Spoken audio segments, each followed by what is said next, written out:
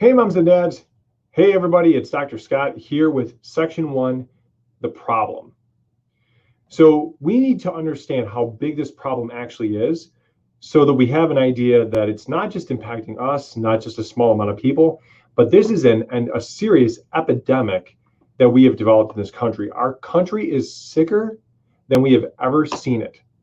We are actually in the first generation where our kids may not potentially outlive us.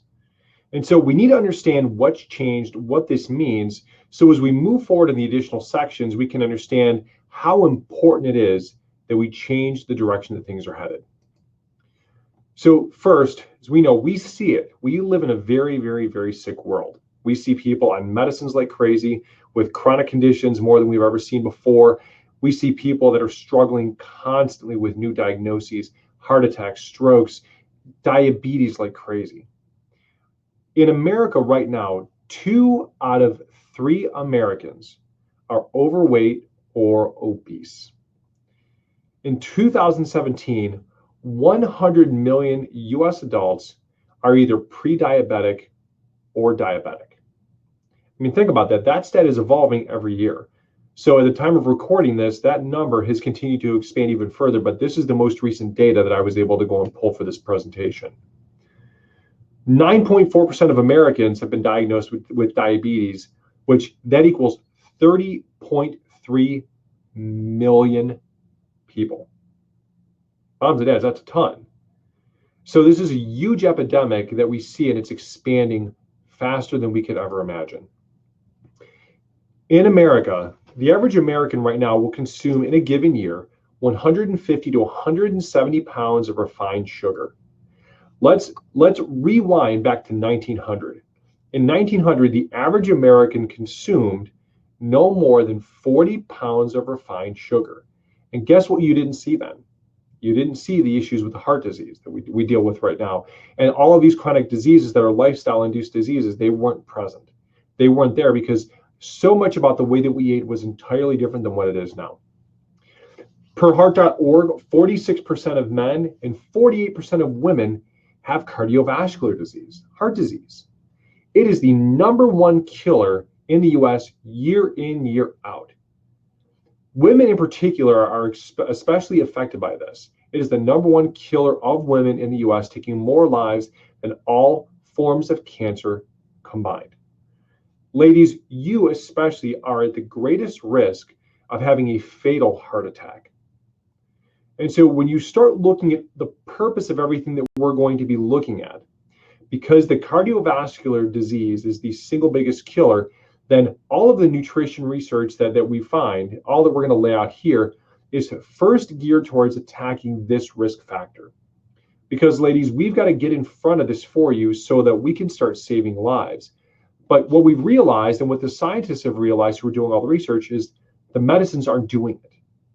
If we don't change lifestyle, then we don't change the problem.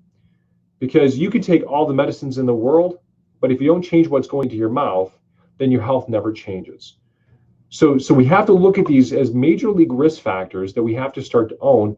And I'm a big believer, guys, and I think what you'll find as you get to know me as we do this course, I think that once your eyes are opened, it's really hard to close them. And so when you look at the problems that are facing us, when you see these facts, I think once you see this information, you begin to self-assess and realize, what are my problems? What are my struggles? You can start to own this. And it's important that we self-analyze because, listen, I had to do the same thing. When you go through this process of trying to improve your health, you have to look at, where do I struggle? What do I need to do? And starting to self-assess and realize where you need to start changing things in your own life, and then putting steps in place that are small, consistent steps, so that if you make 1% improvement every single day over the course of a year, you've improved by 365%. It's little choices that help us to go and change this significantly. Cardiovascular operations, they increased 28% from 2000 to 2010. In a given year, 735,000 people have heart attacks. And the costs for this are staggering. It's $320 billion per year in annual costs associated with cardiovascular disease. I mean, moms and dads, that is a staggering number that by changing our nutrition, we could bring down dramatically. But it starts with us as consumers changing what we purchase, and what it will do over time is enough of our friends and our loved ones start making different choices. You know what will happen? Because everything is supply and demand, all of the grocery stores, they respond to consumers. They'll change what they buy.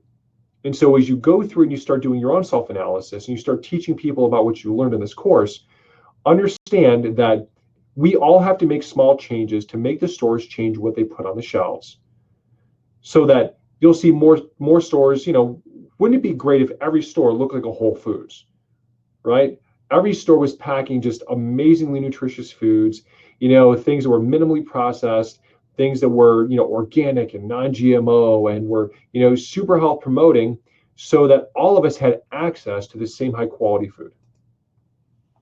And moms and dads, when we talk about this for our kids, this is a massive issue because, at the time of this study, and this is a very recent study, this was a study that was done, I believe, in 2018, 31% of our kids rate as either overweight or obese. And when we talk about the actual numbers, right, 16% of our kids are above the 95th percentile for weight. That's an enormous number of our children. And so what this does, this sets all of these kids up for a lifetime of health challenges. I mean, we are seeing kids that are in their teens and below going on cholesterol medicines and blood pressure medicines. We are seeing kids in their teens being diagnosed with type 2 diabetes, moms and dads. Type 2. Type 2 is acquired. It is lifestyle over time. And some of our children have had such poor nutrition, not just necessarily their own, because what we put into our bodies, it changes the way that our kids' bodies work when you're pregnant. If your diet isn't good, you build a child inside of you whose genetic structure is not as strong. So what has to happen is then they have to spend their life trying to recuperate, trying to change the way their function is. They call this epigenetics, if you've never heard this term before. What we eat changes the genetic expression in our own bodies. When a woman is pregnant, affects the way that child's genes will express. Because they might have the most amazing genes in the world, but if we put poor nutrition in, then it also makes our children weaker. It weakens the gene structure. It makes them more likely to express chronic diseases. It weakens their immune function. It decreases their ability to be able to have normal neurological development, normal immune development. It predisposes them to have an increased risk for all types of chronic diseases. So when you think about this, put this in context that 31%, a full 1/3 of our children are overweight or obese right now. Since 1971, the average woman consumes 22% more calories. Men consume on average 10% more. Less than 1% of the population eats an ideal, also known as an anti-inflammatory diet, per the American Heart Association. And unfortunately, African Americans and Latinos are disproportionately affected by this. And you don't have to look far. I have a lot of friends that are Latino and a lot of friends that are African American. And culturally, when we're around, by and large, we see in the families that there is a lot of obesity. There are a lot of health issues. There are a lot of diabetes. There are a lot of heart disease issues. There's a lot of these factors that we see every single day in front of us living in these families. And so if you are someone of African American descent, Latino, and you see this in your own family, it's going to be your responsibility then to take some of these things and help to go and guide your family, your kids, your husband, your family members, to start learning how to go and make these changes. Because when you change you change your kids. What you're doing is you're changing everyone's future health. And there's literally no important mission, more important mission that you as a parent can have to change the health of the next generation. So moms and dads, I hope you have a good understanding of the size of the problem.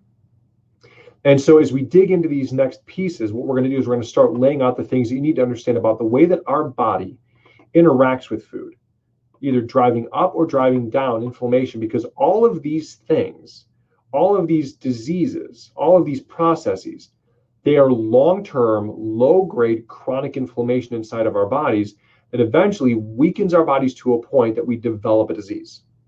And we'll dig into that much, much more in the next video. I'll see you guys on the inside.